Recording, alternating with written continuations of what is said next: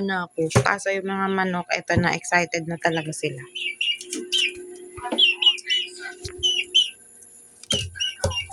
Yan. Pasukan na ng pasukan. May mga itlog na naman. Yan. Kailangan ko nang tumayo at mag-asikaso. Kasi yung mga manok nanggugulo na nga. Ayan na nga ang kanilang ipot. Papakita ko sa inyo. Paano ba mag-rotate? Wala pala. Babay. Ito kasi kaya ako may timba dyan. Upuan ko. Pasensya na sa kalat. Kasi humiga ako. Napagod talaga ako. Ayun pa, ipot. Mga basahan ko. Talaga maglilinis ako. Alas 4 na nga. Yung tip ko nga pala kung paano magparami ng pato is magpakain kayo ng puno ng saging. Ayun yung mabilis makapagparami ng mga pato, itik, ganyan. Tsaka yung mga manok din, especially yung manok, mabilis din sila dumami. If mapakain nyo talaga sila ng ganun at maging consistent kayo sa pagpapakain ng puno ng saging. Parang may mali ako nasabi kanina.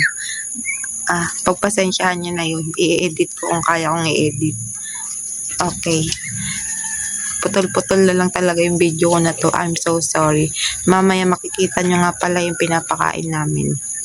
And that's it. Hanggang dito na lang kasi mag-iinit ako ng tubig at ako'y magkakape. At saka mga pato hindi na yun napapakali ngayon. Ayun yan. Abangers na sila sa pinto.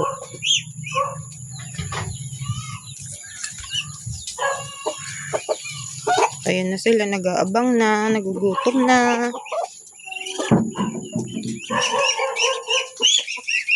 Ayan na.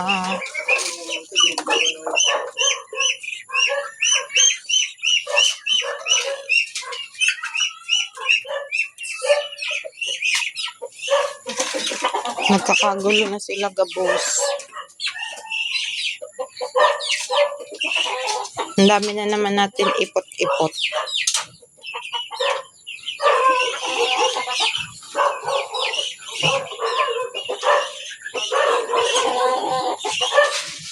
Update ko kayo pag tapos na si tatay dyan hiwa.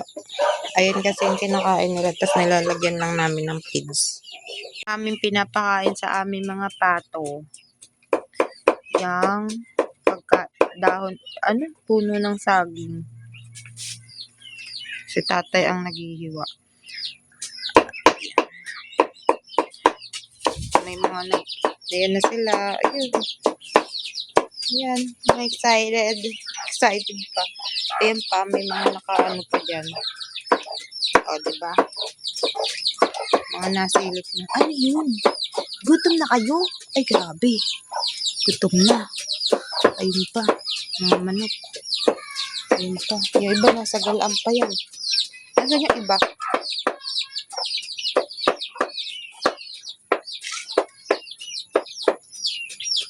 Every hapon, ganito talaga kami.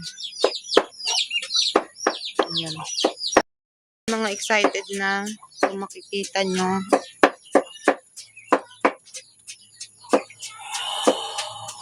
Ayan na sila. Mga excited na sila kumain.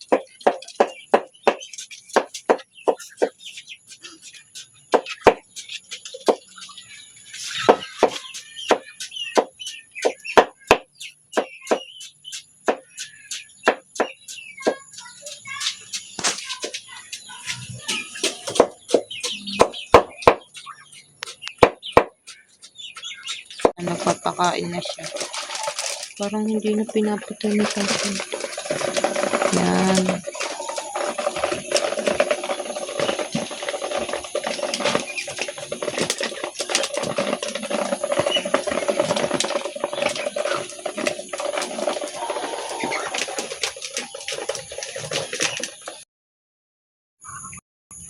Kasi hindi nakakalat at baka mamaya one time na lang bigla kami magising, wala na, may nawala na. Balak na nga rin pala namin yung iba putulan ng pakpak kasi nagliliparan na nga rin pala sila dyan.